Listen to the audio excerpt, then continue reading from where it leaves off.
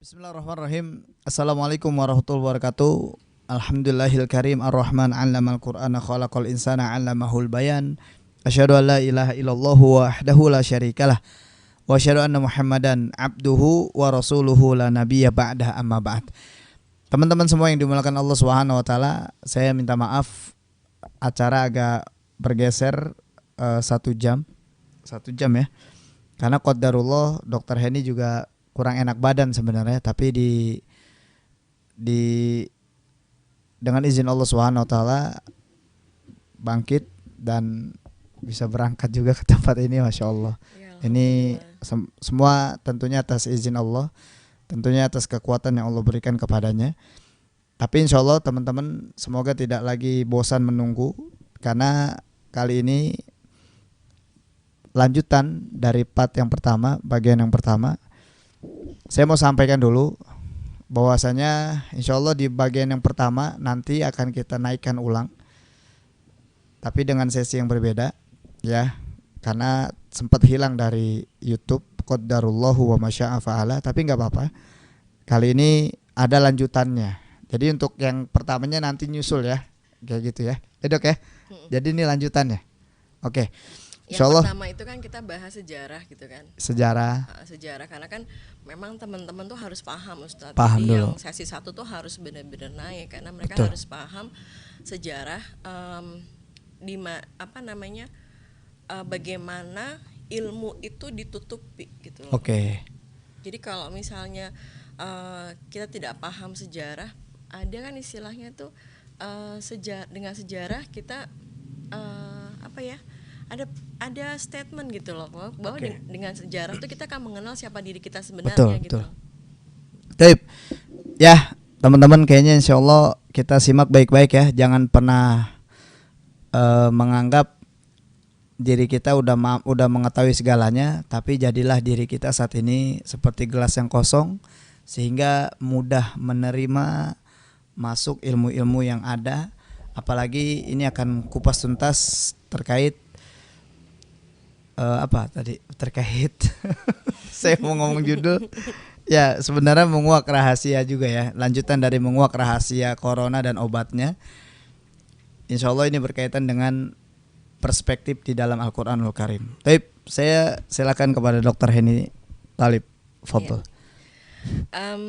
Terakhir itu waktu sesi pertama kita bahasnya sampai mana ya, Ustadz ya? Bahasnya sih nggak terlalu detail ya, nggak terlalu lengkap, kecuali yang di rumah saya agak lengkap tuh. Kan yang mau dinaikkan yang di rumah. Yang di rumah.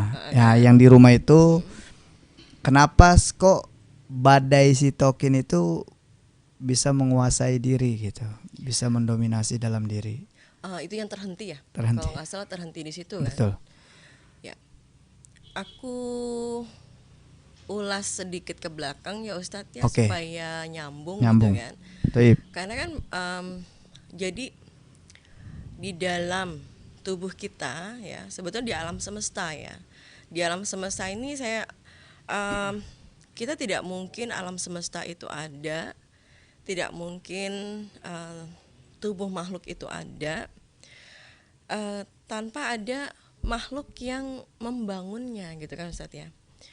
Waktu di pertama itu kan sudah saya bahas bahwa bakteri itu dua kunci ya, Iya. bahwa bakteri itu dia pembangun pembangun apa alam.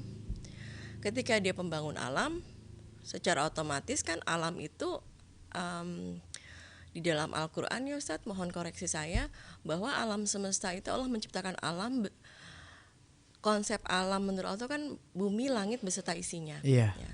Ketika Allah membangun bumi langit beserta isinya, itu bukan langsung dengan kayak sihir jung jung jung itu ada, tapi Ada. ternyata memang ada makhluknya gitu loh, ada makhluk kecil ini, dan si makhluk mikro ini itu untuk kita nggak usah bahas ke alam, karena kalau alam terlalu luas, di badan kita sendiri itu punya sistem kimia yang harus ada ya. Dan teman-teman kalau baca di mana-mana mungkin nggak tidak ada yang langsung mengatakan statement seperti itu ya. Ada 30% negatif, netral 50%, positif 20%. Itu kita harus menggabungkan setiap jurnal-jurnal semua itu digabungkan sampai akhirnya kebaca. Oh, Masya Allah gitu loh. Ternyata Allah tuh sayang sama kita. Cuma masalahnya kitanya yang sudah, justru kita sebenarnya kita yang menzalimi diri kita sendiri gitu loh Ustadz. Karena kita nggak sadar bahwa kita sudah terjebak oleh pemikiran,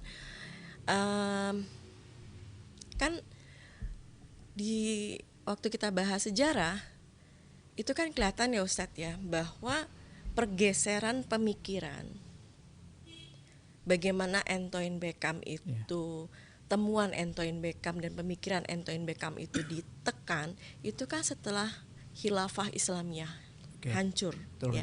Setelah khilafah Islamiyah hancur. Kalau teman-teman pelajari sejarah Islam, pada saat khilafah Islamiyah hancur, itu banyak kitab-kitab yang dihancurkan, betul ya Ustaz? Betul. Banyak kitab-kitab yang dihancurkan, terutama kitab-kitab yang terkait dengan kesehatan manusia loh. Ya. Bahkan kalau teman-teman baca lagi lebih detail, lebih teliti, kitab Ibnu Qayyim Al-Jauziyah tuh Ustaz, itu harus hati-hati loh. Kalau kita baca translasinya, kalau kita baca mindsetnya ya, karena di situ masih masih ada tertangkap tertangkap pemikiran-pemikiran bahwa Allah menciptakan makhluk yang untuk memang merusak. Kayak misalnya habatus sauda sebagai antibiotik, antibakteri, karena berarti kan bakteri itu jahat dan sebagainya. Padahal sebetulnya tidak ada Ustaz. Yang namanya antibakteri itu pada dasarnya enzim. Dia sebetulnya isinya enzim.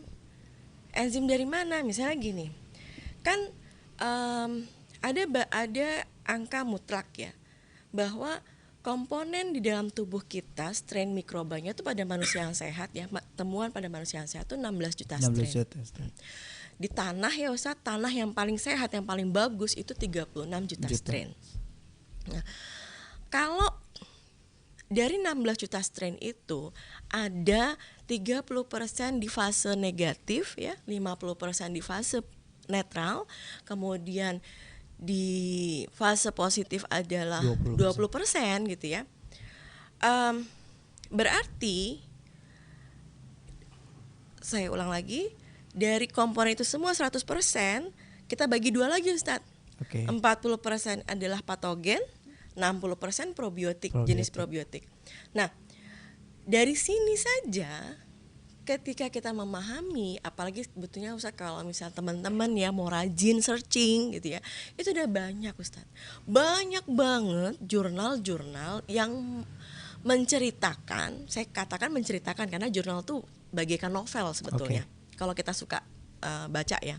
Sama kayak Ustaz baca kitab agama, saya baca jurnal gitu kan. Itu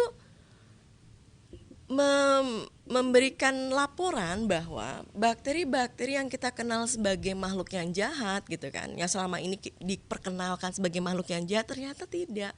Dia punya peran untuk membantu mengatasi kayak misalnya pada kanker gitu ya. Ada bakteri di daerah mulut, dia punya peran ke CA kolon. Dalam hal ini bukan peran untuk, bukan menyakiti justru. Tapi sebagai terapi dia punya hasil ketika bakteri ini bekerja malah justru punya potensi memperbaiki terapi sebagai potensi terapi ke CA kolon itu sendiri gitu loh. Nah itu banyak banget dan itu bukan hanya di bakteri di mulut aja ya, semua ya. Dan ternyata karakternya adalah justru masuk sebagai kategori yang kita kenal sebagai bakteri patogen. Nah kalau akhirnya saya mengkaji, saya pernah dinasehati oleh seseorang, kamu kalau mau mempelajari ilmu yang lurus dan benar ya, ilmu biologi, jangan mengambil teori dari barat. Oke. Itu ya, teori dari barat itu cuma sebagai guide, cuma sebagai ini ada kayak kita makan gitu kan ya Ustadz ya, ini makan, ini banyak menu nih gitu kan. Ini menu ada kurma, ada pasta, kalau dari barat misal pasta.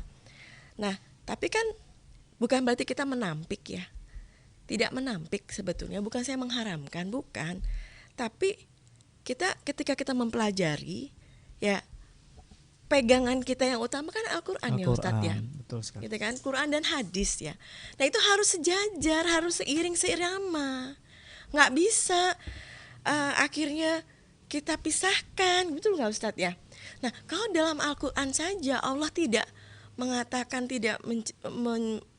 Allah tidak ada mengatakan aku menciptakan makhluk untuk ada yang berbuat jahat, berbuat baik. Dan ternyata kalau lagi ngobrol sama teman-teman yang berbeda agama ya, beda ya, agama Katolik, Protestan segala macam, mereka mengatakan nggak pernah tuh ada Tuhan yang mengatakan bahwa ada makhluk yang memang untuk menyakiti gitu kan. Nah, Antoine Beckham itu berpendapat demikian. Kita kembali ke sesi yang pertama ya Ustadz ya. Jadi dari sana kemudian kita rangkai dengan kita mempelajari sejarah, kemudian kita mengkaji dari Al-Quran. Apalagi kan surat itu ya Ustadz, surat apa tuh Ustadz, yang bahwa Allah menciptakan makhluknya berpasang-pasangan. Oke, itu ada di Ar-Rum juga ada. Ar-Rum ya Ustadz ya. Ada di Ar-Rum. Berpasang-pasangan. Jadi kalau misalnya makhluk itu bukan cuma berpasang-pasangan, itu bukan cuma suami istri, laki perempuan, bukan. Tapi dalam tubuh kita, dalam tubuh makhluk juga ada berpasang-pasangan, yaitu bakteri dan sel. Tidak akan ada sel kalau tidak ada bakteri. Ya. Dan angkanya itu yang patogen 40%, yang probiotik 60%. Kalau angka ini terganggu, maka yang terjadi adalah masalah dalam hal keseimbangan sistem, harmonisasi sistem. Saya ingat ya Ustadz, kalau kita pelajari dari Sirah Nabawiyah, bagaimana para sahabat Nabi ketika sakit mereka nggak ada yang sedih. Begitu mereka sakit, mereka langsung kayak bahagia banget karena mereka paham bahwa dengan sakit itu dosa digugurkan. Jadi apa yang mau ditangisi dari sakit? Betul. Karena kalau dari konsep mikroba ya Ustadz ya, seharusnya manusia emang gak sakit kalau komponen mikrobanya lengkap. Ya, kalau komponennya seimbang 30 50 20. Kalau secara totalitas berarti 40% patogen, 40% probiotik. Kalau itu bagus ya, nggak akan ada sakit. Tapi ketika sakit, memang ada pergeseran. Ada perubahan Ustadz, entah geser ke patogen tiba-tiba lebih banyak atau geser ke probiotik. Nah, pergeseran ini seringkali tidak perlu dipicu oleh apapun. Nggak perlu dipicu dengan misal kita makan jelek gitu ya. Banyak kan teman-teman yang aku nggak keluar rumah, nggak ketemu siapapun, makan juga baik-baik aja, tapi kok kena flu ya gitu kan. Aku kok kayaknya nggak punya riwayat yang aneh-aneh apapun, kok tiba-tiba aku sakit ya. Semenjak saya memahami bagaimana para sahabat Nabi SAW itu berpikir, bergerak terhadap konsep sakit, bahwa sakit itu adalah penggugur dosa, akhirnya iya ya, makhluk mikro ini adalah makhluknya Allah Ustaz. Dan dia tidak bergerak tidak pernah bergerak menyelisih Tuhannya. Tapi si manusianya sendiri justru gitu loh. Apa yang sudah kita lakukan sampai akhirnya si makhluk mikro ini pun mengikuti Allah, perintah Allah, buat dia sakit gitu kan. Nah, itu kelihatan sebetulnya di COVID ini. Oke. Ya, ketika ada kalau dilihat ya Ustadz, makanya kan kalau kita baca-baca ya artikel-artikel bahwa ketika terinfeksi COVID, ya ternyata terjadi badai sitokin. Nah, sitokin ini itu bagaikan senjata, amunisi, ya. Jadi kalau kamu adalah seorang pejuang. Gitu kan. Kalau misalnya suka nonton film-film pejuang itu kan pasti punya panah, punya tameng ya Ustadz ya. Terus bangunan rumahnya juga diatur supaya proteksinya kuat segala macam. Tapi kok masih bisa mati? Masih bisa sakit, padahal kita sudah segitu kuatnya. Ternyata kita lupa. Kita lupa bahwa kita bukan hanya mempersiapkan amunisi saja, tapi kita harus mempersiapkan pasukan yang membawa amunisi ini. Kamu punya senjata banyak ya. Kamu punya pistol yang sehebat, yang terbaik deh di dunia. Namanya sitokin. Lengkap banget di tubuhmu. Tapi kamu tidak punya pasukan yang membawa dan memanfaatkan senjata itu. Nah, dari bahasan yang pertama Ustadz, pasukan yang membawa sitokin ya, ekosistem mikrobanya itu adalah jenis patogen. Oke. Nah, jenis patogen fase negatif saya masih ingat nggak? Makhluknya siapa aja tuh Ustaz? Metan. Bukan, yang itu kimianya, makhluknya. Oh, makhluknya. Sebentar, saya buka catatan. Ayo Ustaz. Pertama, COVID masuknya apa Ustaz? Virus. Nah. Oh iya, virus, bakteri. Bakteri gram negatif. Nah, jadi pasukan patogen yaitu virus dan bakteri gram negatif itu adalah pasukan yang membawa sitokin ini Ustadz. Jadi sitokin itu diciptakan oleh komponen probiotik yaitu gram positif ya. Teman-teman buka lagi catatannya di mana asam amino 1, 2, 3, 4 itu kan ada di fase netral yang ketiga ya, sampai akhirnya fase positif ya kan. Nah, ketika mereka mulai bekerja memproduksi asam amino, ingat lagi sitokin adalah asam amino ya. Kalau protein ini sudah terbentuk nih ya, sitokinnya sudah terbentuk, tapi pasukan yang bawanya nggak ada Ustadz. Ada sebetulnya pasukan yang bawa siapa? Muncullah si COVID ini kan. Si COVID-nya ini dia akhirnya mulai ketika dia masuk, kan ada masa ini Ustaz, masa inkubasi. 14 hari itu. Sekarang mundur, 28 hari malah. Bahkan sekarang mulai makin gak jelas nih. Pendapat ilmuwan dunia itu makin gak jelas terhadap si COVID ini. Ada yang 14 hari. Karena dia udah makin bermutasi kan. Ya, kabarnya ya, itu mutasinya sudah 160 strain. Mutan ya. COVID mutan itu sudah bermutasi sampai 160 jenis dan dibagi 3 kelompok A, B, C. Aku nggak mau bahas lebih detail itu ya. Kita nggak usah sampai ke sana. Mumet soalnya. Yang sederhana aja untuk paham dulu gitu kan. Paham dulu kenapa sih kok kita bisa terinfeksi COVID itu kan. Aku ulang lagi gitu kan. Mungkin teman-teman waktu bahasan pertama masih belum nyantol gitu kan. Nah, pada masa inkubasi itu tubuh kita kalau tubuh kita kosong atau lemah komponen virusnya Ustadz, akhirnya COVID ini akan menguasai. Leader ya. Dia menjadi leader. Ya kan? Sedangkan posisi virus kan di atas ya Ustadz ya. Menjadi leader itu kan. Sehingga akhirnya sitokin yang dibentuk jutaan sitokin yang dibentuk adalah sitokin yang aman buat COVID. Berteman jadinya. Ya, tidak akan bermanfaat. Tetapi karena COVID-nya karakternya benar-benar kuat ya, ingin mendominasi.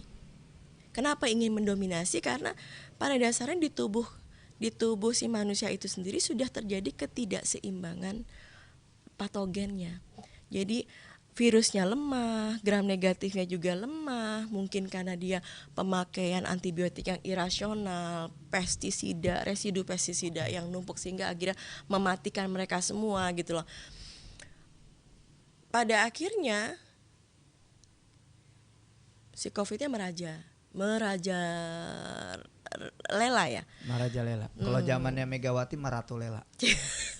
Ini karena zaman presidennya lelaki jadi merajalela. Bener juga. Jadi akhirnya dia menguasai. Nah, coba deh teman-teman cari ya foto-foto yang ditemukan yang dibuat oleh ilmuwan IPB, Ustaz.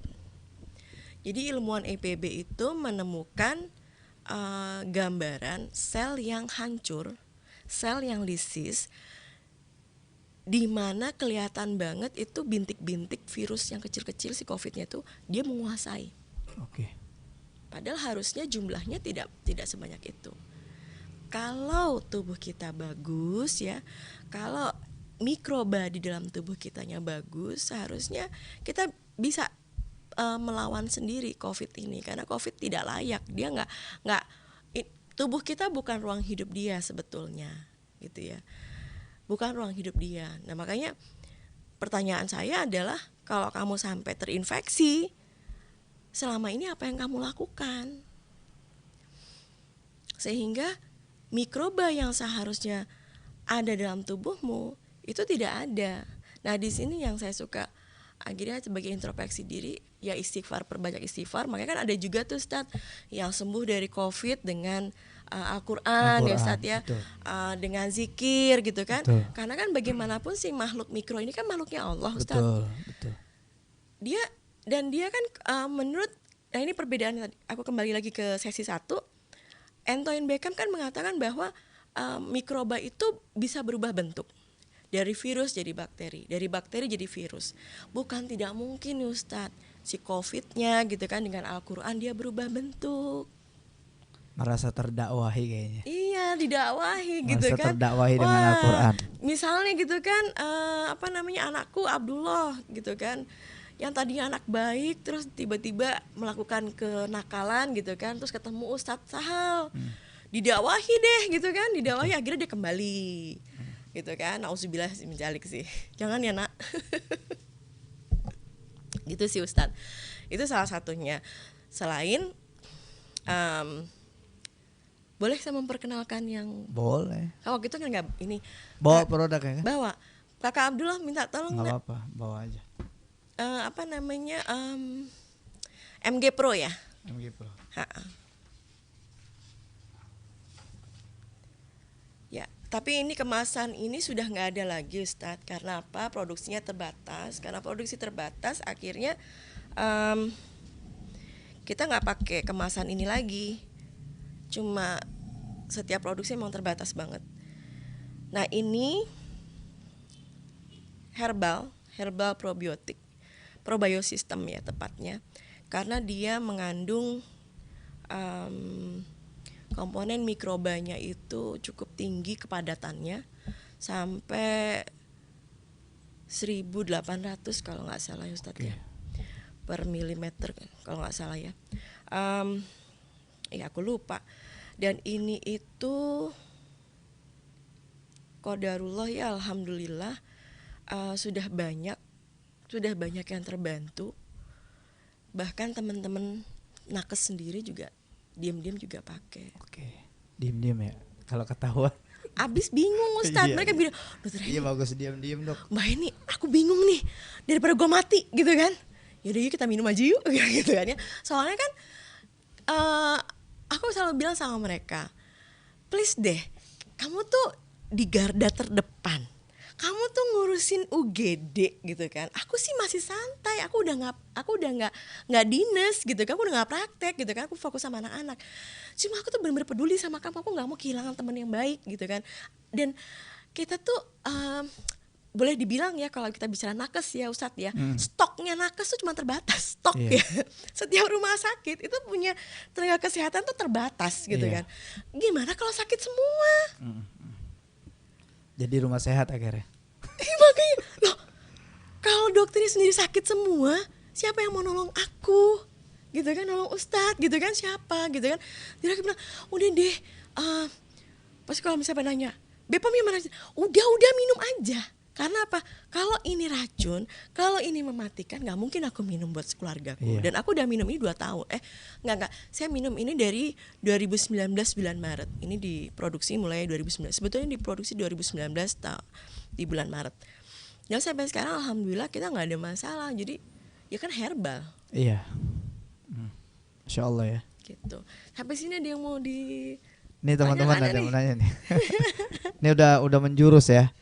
Kemarin nggak, yang waktu yang awal nggak bawa jenisnya apa, model kan banyak yang nanya. Tapi efeknya ke saya nih dok. Sama ini nih aku bawain juga semprotan nih. Dong. Ya, ini efeknya ke saya nih. Teman-teman lihat ya, lihat mereknya. Ntar ngomong aja kalau mau. Iya, langsung ke Ustadz Sahal. Silahkan. Ini ada yang nanya dok, takaran MG Pro buat anak umur 5 tahun berapa ya Bu Dokter? Kalau pengguna baru ya, yang namanya formula probio system, itu suka ada yang namanya penyesuaian. Ada fase priming, ada fase detoksifikasi, sehingga karena ini pada situasi seperti ini, apalagi semua di rumah gitu ya, saya nggak menganjurkan untuk minum. Kalau pada situasi biasa bisa sampai 3 kali 5 sebetulnya ini. Ya. Tapi kalau situasi kayak gini, supaya tidak terlalu detoksnya juga nggak terlalu kuat gitu ya. Maksimal untuk anak-anak 10 tetes aja. Oke. Maksimal ya. Tapi untuk dewasa 20 tetes. Kalau sudah positif, jangan pakai tetes lagi Ustadz. 1 botol. 3 kali 5 Ustadz. Oke. 3 kali 5 alhamdulillah. Ini pengalaman nih di beberapa teman-teman 3 hari clear ya. Iya, saya kemarin gitu. Ada swabnya tuh pada negatif. Alhamdulillah. Sama saya juga ngalamin itu. Akhirnya dia dibawa ke Wisma Atlet dan hasilnya juga negatif akhirnya. Iya. Jadi kita kombinasi sebetulnya. Ketika udah positif kan kombinasi itu dengan obat-obatan yang ada ya di rumah sakit. Nah, formula ini itu menyempurnakan kerja obat. Ya. Yang negatif dari obat kan yang namanya obat-obatan ya, apa itu obat antibakteri lah, antibiotik, antivirus dan sebagainya. Itu kan ada kecenderungan akhirnya membunuh ekosistem yang ada. Ya, pernah dengar kan? Obat akan membunuh atau menyakiti sel yang sehat, akan membunuh mikroba gitu. Betul. Kan, nggak pandang bulu semua mikroba, padahal mikrobanya nggak salah, mati juga. Nah itu kita hindari karena ketika kita membunuh makhluk mikroba itu, pada akhirnya nih Ustadz, begitu kita sembuh, si selnya udah sel mutan sebetulnya. Itu nanti nih panjang banget, teman-teman coba dibaca.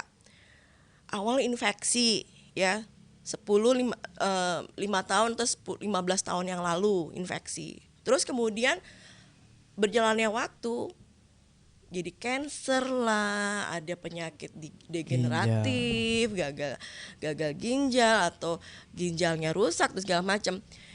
Itu tuh sebetulnya kalau misal kita melihat dengan kacamata mikroba, terjawab sebetulnya. Kenapa semua penyakit itu muncul? Karena pada saat infeksi, kemudian kan selama 15 tahun itu infeksinya berulang Ustaz. Infeksi lagi, bahkan mungkin infeksinya sama. Tapi komponen mikrobanya makin berkurang karena kita pakai obat-obatan gitu ya. Kemudian tidak ada upaya dari kita untuk memperbaiki mikroba itu. Kita misalnya tidak pola hidupnya jelek gitu ya, makan seenaknya, tidak mengkonsumsi produk-produk probiotik gitu kan. akhirnya si sel itu karakter sel ya Ustadz, sebetulnya karakter makhluk ya. Allah itu menciptakan makhluknya itu dengan bekal, punya bekal bertahan hidup. Yeah. Misalnya ada yang tanya, dok, berarti kalau sekarang ini apakah mikroba kita memang sudah tidak 30, 50, 20? Oh enggak. Kenapa? Karena coba tanya dirimu sendiri, punya nggak riwayat penyakit keturunan? Oh, aku ada keturunan asma. Oh, aku ada keturunan diabetes mellitus. Oh, dulu kakekku tingginya 180. Tapi sekarang kita semua di generasi saya tidak ada yang tinggi 180. Itu tuh sudah mutasi DNA, berarti mutasi sel. Selnya sudah bermutasi. Nah, kembali lagi ke teori Ustadz, bahwa bakteri kan yang membangun sel. Nah, kalau bakterinya berkurang, berarti kan selnya jadi berubah ya. Selnya berubah, bermutasi. Sehingga sebetulnya Ustadz, baik Ustadz maupun saya, kita udah mutan, Ustadz. Kita udah mutan. Karena kesempurnaan 30, 50, 20 itu di mana ya Ustadz? Kesempurnaannya itu ada di kesempurnaan mikroba itu ada di siapa Ustadz? Oksigen. Oh, Ustadz. Yang mana? Ini kan makhluk, kita bicara di sel. Iya.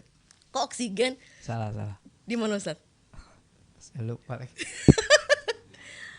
Nabi Adam alaihissalam. Oh iya, benar. Nanti selanjutnya kita bahas adukon ya. Bahwa adukon itu bukan debu loh, mikroba. Oke, ini menarik nih. Ini dok, saya Soalnya dulu nih. Soalnya gini Ustadz, kan ada tuh akhir zaman bahwa zikir pun sudah cukup sebagai makanan, mengenyangkan bagi yang beriman. Dan karena juga ketika orang kafir yang terpapar adukon, dia akan keluar cairan dari hidung, dari telinga sampai dari duburnya. Tapi orang beriman hanya seperti flu aja. Ya, karena dia udah lengkap. Oke.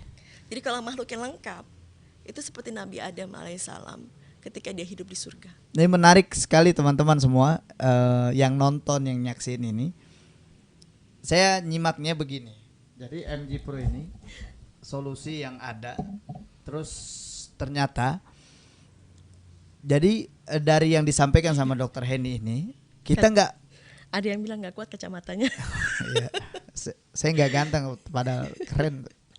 Oke, yang disampaikan sama Dokter Henny ini terkait hal ini, sebenarnya kalau kita udah tahu jawabannya, jadi kita nggak perlu khawatir lagi terhadap COVID, karena cukup memperbaiki sistem mikroba yang ada di dalam tubuh dengan angka mutlak 30%, 50%, dan 20%.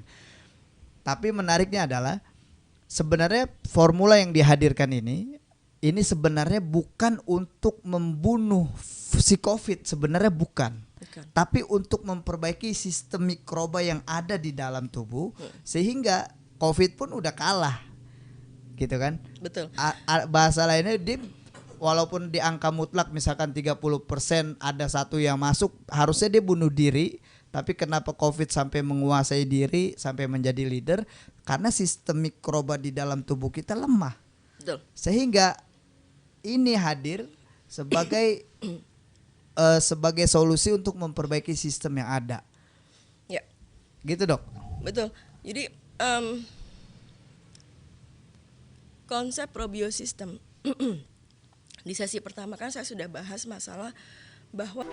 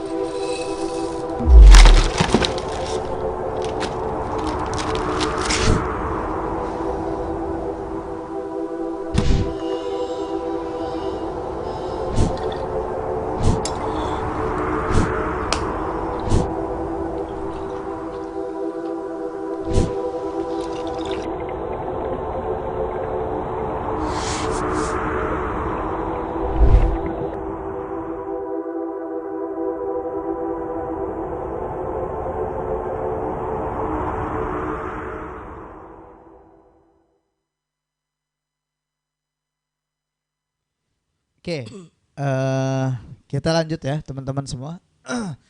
Nih, masya Allah, masya Allah, masya Allah, tabarakallah. Menarik sekali pembahasan ini. Jadi, insya Allah lengkapnya nanti teman-teman juga bisa saksikan yang bagian pertama. Insya Allah dalam waktu dekat kita akan naikkan lagi, karena kita syuting ulang waktu itu. Maaf ya, tadi gatel banget dan harus dikeluarin. Jadi tadi sampai mana tuh Ustaz? Sampai yang itu sistem mikroba tadi. Iya. Jadi kan kalau kita kembali ke keseimbangan ekosistem gitu ya. Kalau ekosistemnya bagus ya, ketika kita menghadapi COVID cuma numpang lewat aja. Oke. Tapi kalau misalnya sampai akhirnya membuat kita sakit, positif bahkan meninggal, itu berarti ada sesuatu. Konsep 30-52-nya udah parah banget. Gesernya sudah rata-rata gesernya ke positif. Dia tinggi sekali probiotik. Justru dia lebih tinggi probiotik dibandingkan patogennya. Karena memang karakter manusia saat ini di belahan dunia manapun, itu kalau yang mendengar namanya bakteri patogen itu langsung ketakutan, lari. Padahal salah satunya adalah E. coli, Ustadz. E. coli itu justru yang menghasilkan hormon insulin. Sehingga sekarang dia dipakai. E. coli dipakai untuk produksi insulin. Jadi yang dipakai, yang suntik-suntik itu pankreas ya. Itu adalah sumbernya dari E. coli sebetulnya, Ustadz. Nah, jadi bukan pankreasnya, tapi makhluknya. Karena kan sel itu cuma bangunan, ya. Sel itu cuma rumah, tempat mereka memproduksi, ya. Jadi karena tinggi probiotik, tinggi sitokin, tinggi metan, dan nggak ada malah justru. Oh iya. Makhluk yang mengelola metan sebenarnya nggak ada. Masuklah si COVID ini. Oke. Wah, asik nih, kosong nih. Dia kuasai. Peluang ya. Dan formula ini dia kenapa kita sebut probiosistem? Karena dia mengandung baik patogen maupun probiotik. Tapi sudah dengan takaran. Bukan. Sudah dengan teknologi dia dikendalikan. Oke. Sudah aman dan dorman. Dan karakter yang diperkuat adalah ketika dia masuk, dia dan ketika jumlahnya sudah mencapai misalnya 30% gitu ya, sudah mencapai 30%, itu dia akan bunuh diri. Karena kan karakter naturalnya bakteri adalah, makhluk mikro adalah bunuh diri, self suicide ya. Dia akan membunuh dirinya sendiri ketika berlebih satu makhluk aja ini. Sehingga sebetulnya sih kita nggak usah khawatir. Kalau sudah terbiasa minum ini, sebenarnya nggak usah khawatir. Dia akan bunuh diri, nggak akan ada istilah overdose. Cuma buat masyarakat kan dia belum pernah nih baru-baru minum gitu ya. Karena dia tingginya patogen, probiotiknya ada, patogennya ada. Jadi ya pakai dosis kecil aja. Makanya sebetulnya kalau besar kayak begini bisa sampai berbulan-bulan. Oke. Cuma nggak ada lagi. Aku cuma bawa ini stok yang terakhir. Oh, masya Allah nih. Ini ada yang nanya, Dok, kalau mau MG Pro kemana? Ke saya bisa. Ku usah sahal. Ya aku usah sahal. Aduh, aku mohon maaf ya, aku batuk tadi, ya Allah. Bu dokter nih, Bu dokter nyebutin adukon jadi merinding. Oh iya emang. Kalau udah makin kenal teori UM ya, teori understanding mikrobioma dalam konsep Al-Quran, makin. Ntar kita bahas, insya Allah dokter kita jadwalin di setiap Jumat. Ya Dok ya? Iya. Ini juga dia nanya gini, saya senang ajak orang supaya bisa sehat, tapi ada yang tidak paham ilmu yang disampaikan di sekolah. Karena ada yang tidak paham, karena ilmu yang disampaikan di sekolah tentang virus berbeda dengan disampaikan Dokter Heni. Iya, karena ditutupi. Iya. Ya, sehingga saya mengembalikan ke teman-teman aja. Konsep yang mau dipakai yang mana? Mau pakai konsep, mau kita mempelajari ini dengan Quran atau dengan ilmu yang lain? Kalau memaksakan ilmu yang lain, dijejelin harus sejalan sama Al-Quran, saya nggak bisa bantu. Ya kan Ustadz ya? Betul sekali. Jadi jadi begini teman-teman semua, hikmahnya adalah ketika kita tahu akan hal ini, ilmu ini, ternyata ada yang harus kita sadarkan kepada masyarakat pada umumnya tentang bahwasanya bakteri itu nggak membunuh kita, bakteri itu nggak jahat, bakteri itu sebenarnya ngebantu dalam proses sistem mikro yang ada di dalam tubuh kita.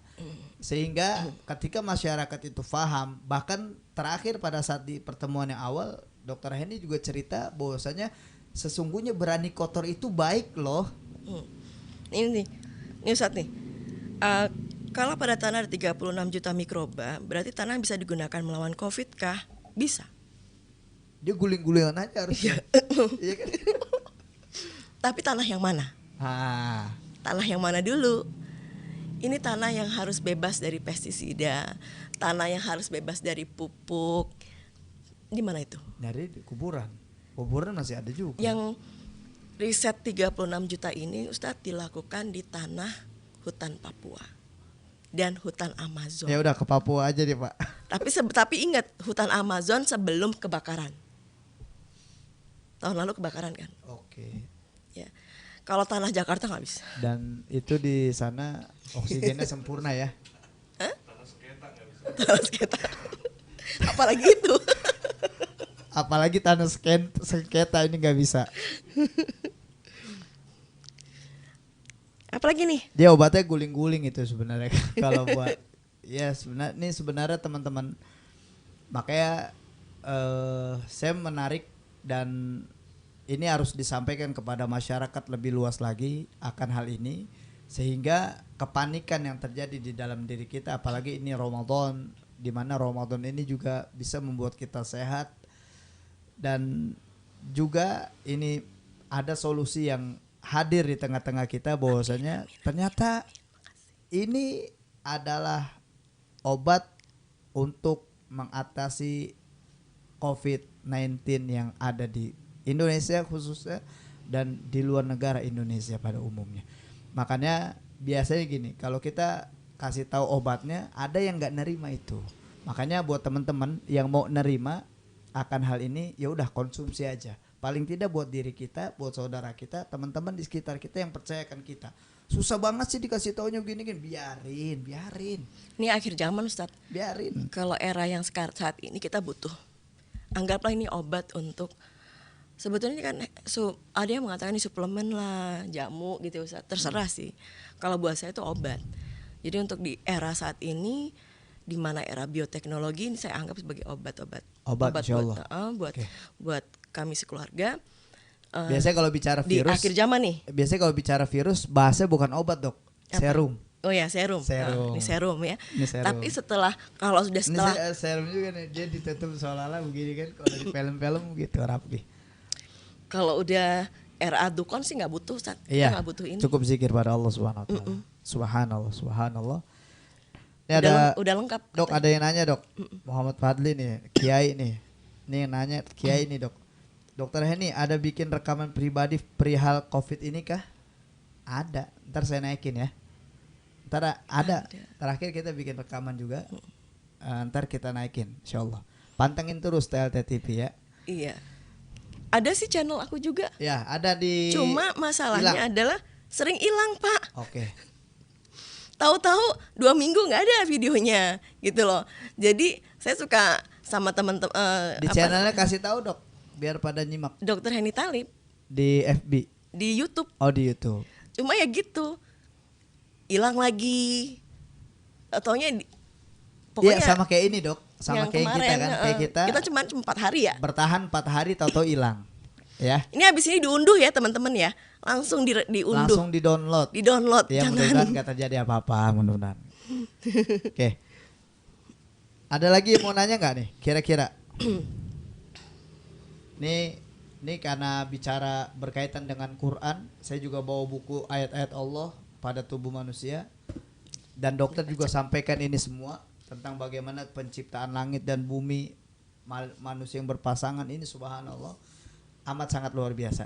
Oke dok, Saya coba mau menambahkan yang tadi dokter sampaikan, bahwasanya kalau kita sakit pada dasarnya kita harus bersyukur pada Allah karena ini penggugur dosa. Saya ingat bagaimana hadis Nabi Muhammad SAW ketika ada seorang wanita Arab Badui bernama Ummu Wildam. Dia datang bertemu dengan Rasulullah SAW. Kemudian Rasulullah bertanya sama Ummu Wildam, apakah selama hidup kamu pernah mengalami sakit? Kemudian Ummu Wildam bertanya sama Rasulullah, sakit seperti apa ya Rasulullah? Kemudian Rasulullah menjawab, sakit kepala seperti ditusuk atau demam. Dan Ummu Wilda mengatakan, saya nggak pernah ngalamin ini saya nggak pernah ngalamin ini wahai Rasulullah. Akhirnya Ummu Wilda pergi meninggalkan Rasulullah SAW. Setelah dia pergi meninggalkan Rasulullah, Rasulullah bersabda, jika kamu ingin lihat siapa penghuni neraka, lihatlah orang itu. Jadi orang yang nggak pernah mengalami sakit dalam hidupnya, dia adalah penghuni neraka. Aku merinding. Iya. Kenapa? Karena pada saat sakit ini kita diajak untuk mengingat Allah Subhanahu wa taala sebenarnya. Ya, sakit itu adalah zikir. Jarang pada saat kita sakit, aduh ya Allah, zikir, ngucapin namanya Allah. Kayak gitu. Sakit itu tauhid. Saya teringat ini Ustaz, ada pasienku ya. Beliau sudah wafat memang Ustaz ya. Tapi kepada setiap pasien yang mereka berikhtiar terapi dengan probiosistem gitu ya, saya selalu wanti-wanti bahwa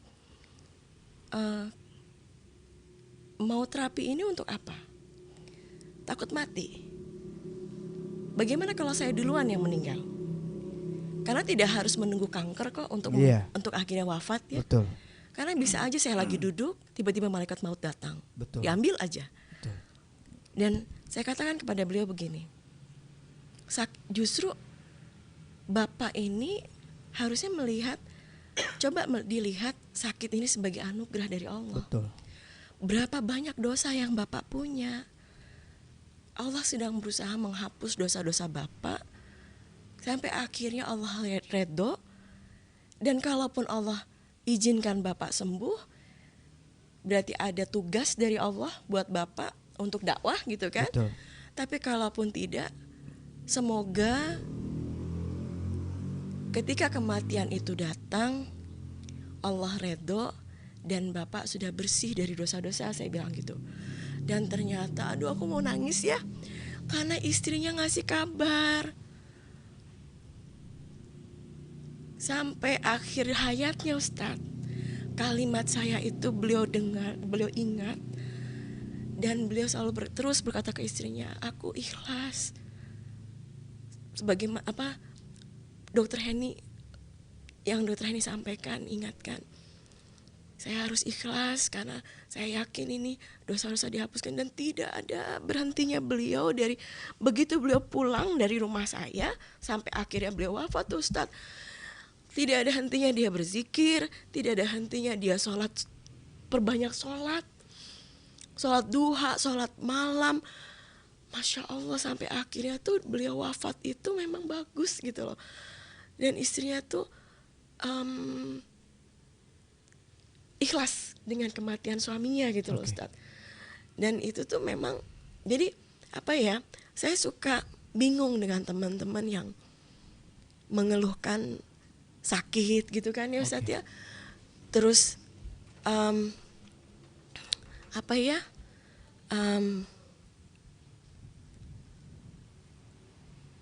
komplain, mengeluh, pokoknya banyak hal gitu loh Ustadz yang datang ke saya gitu. Padahal yang menyembuhkan cuma Allah, bukan ini, bukan apapun. Betul itu. Sekali. Betul. Gitu. Maaf ya Ustadz, aku potong tadi. Gak apa-apa, saya maafin. Kayak azan teman-teman semua, kita jeda sebentar nunggu azan.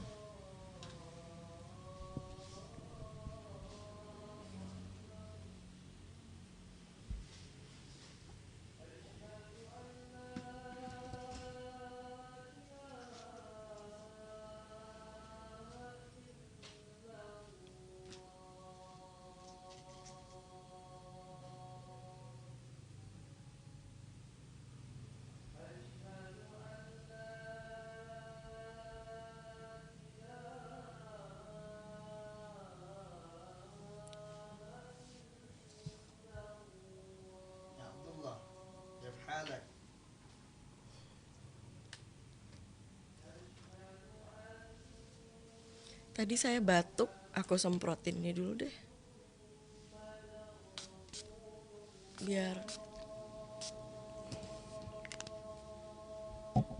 Biar nggak apa namanya.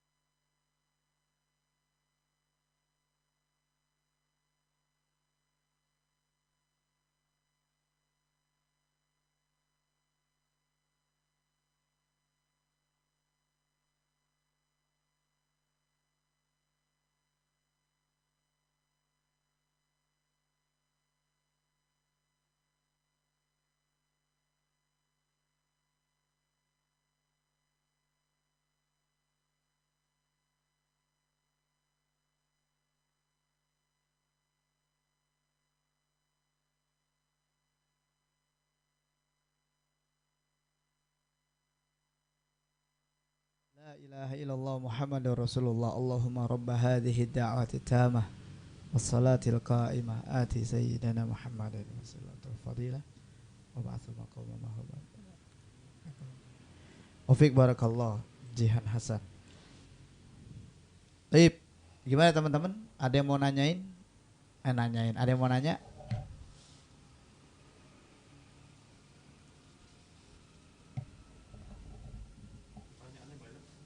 Ayo silakan nih yang mau nanya. Mana? Ini mumpung ada ketemu Dokter Henny. So kalau di Facebook galak orangnya. Saya inbox, saya kagak terima inbox. Soalnya banyak banget Ustadz yang Saya nggak terima inbox, harus sesuai proses ya. apa namanya ke WA, ke Telegram, ke Instagram. Nih mau nanya mumpung ada kesempatan, bener Aduh, ya? bener Mumpung deh. ada kesempatan. Soalnya di Facebook aja kalau ditanya cuek, nggak mau, karena harus sesuai prosedur pertanyaannya. Mumpung di sini, beneran. Habis netizen ngeri. Iya, netizen itu kan bebas dia, mau kata apa kek. Ayo teman-teman yang mau nanya silakan. Ke WA aja. Ke WA aja. Kasih nomor WA-nya dok. Ntar makin Nomor- banyak nggak apa-apa. Nggak apa-apa. Nomor WA kalau diskusi sih di sini aja. Iya, di sini aja ya. Insya Allah Dokter Henny di setiap Jumat hadir di TLT TV.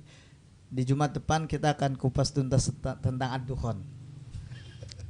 Yang ternyata ad-dukhon ini bukan debu katanya, tapi mikroba. Kenapa sampai akhirnya orang beriman pada Allah ketika berzikir kepada Allah kemudian kenyang ya, karena di situ ada subhanallah, ada kejadian Nanti yang dibilang cocok logi Ustadz nih. enggak, kita kan nanti bawa Enggak juga lah ya. kita bawa juga ensiklopedia akhir zaman Syekh Mubayyad terkait penjelasan ad-dukhon. Bagaimana Dokter Henny jelaskan secara rinci dalam segi ilmu pengetahuannya, dan kita bawakan tentang bagaimana dalil-dalil yang disampaikan oleh Muhammad Rasulullah SAW atau juga disebutkan oleh Allah Subhanahu Wa Taala di dalam Al-Quranul Karim. Ini ada yang nanya gini nih, Bu, tadi penjelasan tentang sakit menerima sakit sebagai kasih sayang Allah. Lalu mengapa kita harus berusaha minum NG Pro dan sebagainya? Ya ikhtiar keles. Tuh, asli dokter ini Gitu mah ikhtiar Bu. Masa cuma diem aja, karena kan sakitnya beda ini. Satu makhluk yang bermutasi gitu kan. Masa mau diem aja? Ya udah nggak apa-apa sih. Rasulullah SAW juga ikhtiar loh Bu, bekam ya Ustadz ya. Ya. Di zaman itu waktu Abah Toun juga betul. ada ikhtiar gitu loh. Masa kita diem aja? Nah untuk saat ini ikhtiarnya adalah dengan ini gitu loh. Kan seiring dengan zaman ya, seiring dengan zaman apa ya, kalau buat saya tuh yang namanya perkembangan zaman tentunya makhluknya berbeda, teknologinya berbeda. Ya udah saya juga pakai teknologi yang berbeda gitu loh. Gitu Ustadz. Karena emang bener nih Ustadz. Oh ya saya hampir terlupa ya. Kenapa sih akhirnya kita membutuhkan formula probiosistem? Karena gini Ustadz. Tadi kan sudah kita bicarakan bahwa komponen mikroba sudah banyak yang hilang. Sedangkan si patogen ini dia mengelola zat-zat racun, metan, metanol, etanol, nitrat itu kan racun banget ya. Bayangkan kalau makhluk-makhluk ini jumlahnya sedikit, yang tinggi probiotik.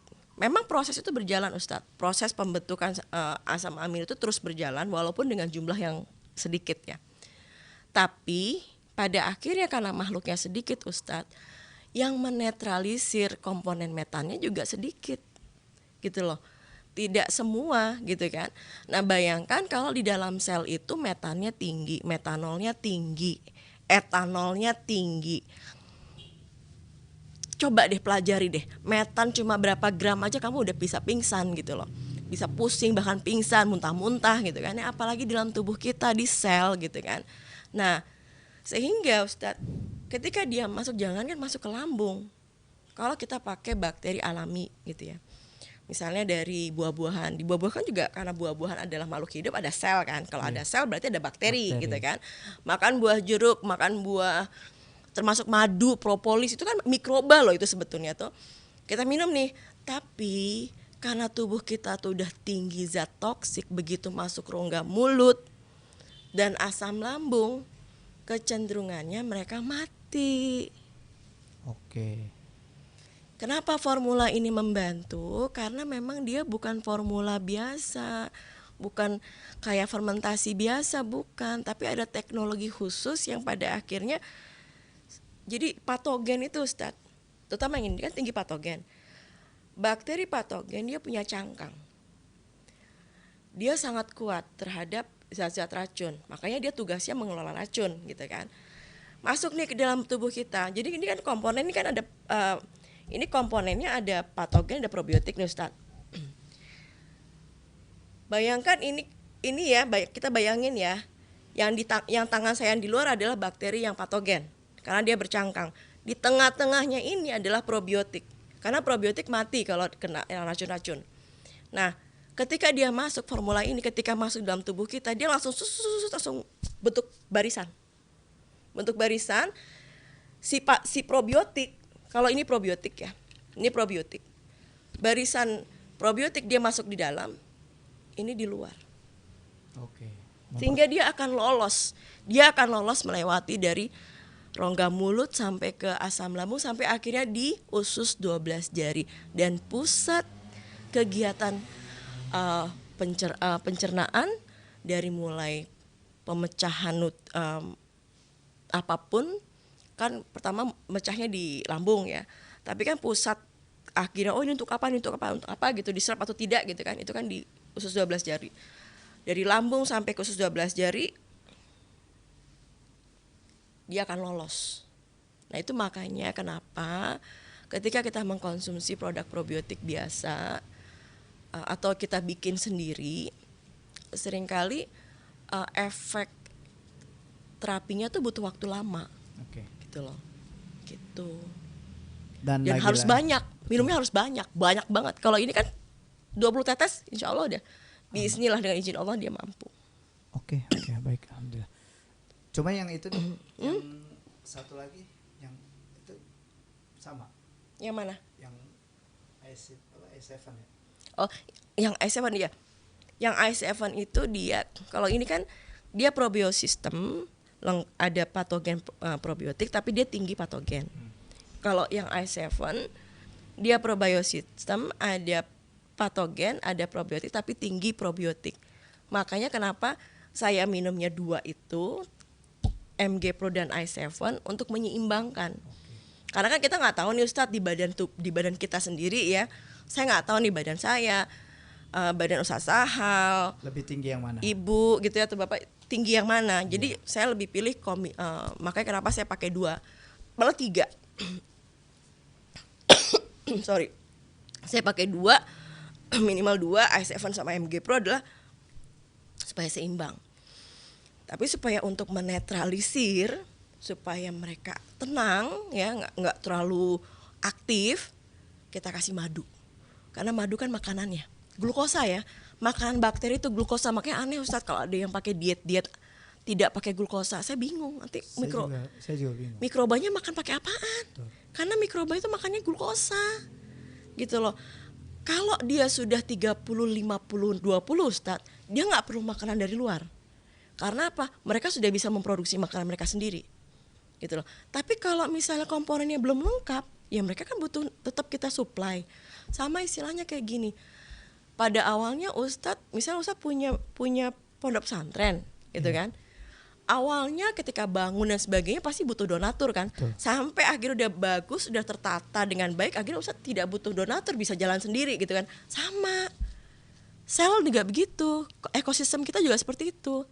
Kalau kita belum lengkap, belum bagus, kita masih butuh nutrisi dari luar. Makanya kalau saya ke Adukon itu, wah itu ada tujuan itu sebetulnya. Ada tujuan, karena apa? Cuma satu jalan loh, mematikan kultur bakteri itu. Teknologi bakteri, matikan teknologi. Iya. That's the only way. Dan nanti Batshatal Kubro terjadi di akhir zaman, itu mematikan teknologi yang ada. Jadi handphone udah nggak bisa, peperangan lewat nuklir dan lain-lain udah nggak bisa. Karena handphone jadi akhirnya nggak ada yang ngawasin kita. Iya. Ini kan kita kayak gini kan data dicuri semua nih. Mobil motor udah nggak bisa, ya. Makanya tadi pesan saya, teman-teman yang nonton setelah ini langsung download aja videonya. Takutnya hilang. Biar aman ya. Mudah-mudahan nggak hilang sih. Kemarin sih bertahan 4 hari doang. Tapi insya Allah mudah-mudahan ini bertahan lama. Baik, kita ada di penghujung acara Dok. Udah jam 3:30. Alhamdulillah. Ada statement close, statement penutup yang akan disampaikan buat teman-teman. Ketika mempelajari satu ilmu, apalagi ilmu ini cukup berbeda gitu ya, dan sangat berbeda, kita nggak bisa dengan gelas penuh atau setengah penuh. Memang harus benar-benar kosong. Apalagi kalau ilmu ini dikaitkan dengan tauhid ya. Kalau teman-teman pikir lagi, ini tuh bicara masalah penghambaan kepada Allah loh gitu loh. Karena makhluk mikro itu mengajarkan banyak banget ke kita bahwa walaupun dia dituduh sebagai pembunuh lah, tapi dia nggak pernah gitu loh menyelisihi Tuhannya. Dia tetap bekerja terus. Nah, masalahnya kitanya bagaimana? Apakah kita sudah zolim kepada mereka gitu kan? Nah, ketika kita semakin terus memahami peran mikroba, satu hal yang harus kita lakukan ya, saya mendorong teman-teman adalah mulai sekarang lihatlah segala sesuatu yang ada di hadapanmu dari alam dan semuanya, mulailah melihat dengan apa yang tak tampak olehmu, karena mereka ada di sana. Mereka ada di sini, mereka ada di sini, sehingga tidak ada ruang yang kamu bisa bersembunyi dari Allah, karena mereka akan bersaksi kepada Allah atas setiap apa yang kita lakukan. So, at the end, karena ini udah era bioteknologi, join our movement, yuk bergabung, kita selamatkan orang sebanyak mungkin. Yang mau selamat, ayo gabung, nggak mau ya udah nggak apa-apa. Karena apa? Well, it's your loss, you have been told. Itu adalah kerugianmu sendiri karena kita udah ngasih kabar. Kita hanya memberi kabar, kamu mau terima alhamdulillah, enggak juga enggak apa-apa. Karena yang penting adalah tugas saya yang utama adalah menyelamatkan diri saya dan anak-anak saya, keluarga saya dari api neraka. Not yours. Saya hanya menyampaikan kabar saja. Gitu aja Ustaz. Oke, Masya Allah, ini sebuah statement yang sangat luar biasa bagi kita. Lu mau syukur enggak, ya udah terserah lu, yang penting gua aja sama keluarga gua, udah kayak gitu, lebih kurangnya gitu. Ini punya saya. Ya, yang mau MG Pro bisa ke saya, tenang. Tapi kita sudahi tuh Ya, dengan doa penutup majelis. Subhanakallahumma bihamdika asyhadu an la ilaha illa anta astaghfiruka wa atubu ilaik. Barakallahu fikum wa faqakumullah. Wassalamualaikum warahmatullahi wabarakatuh.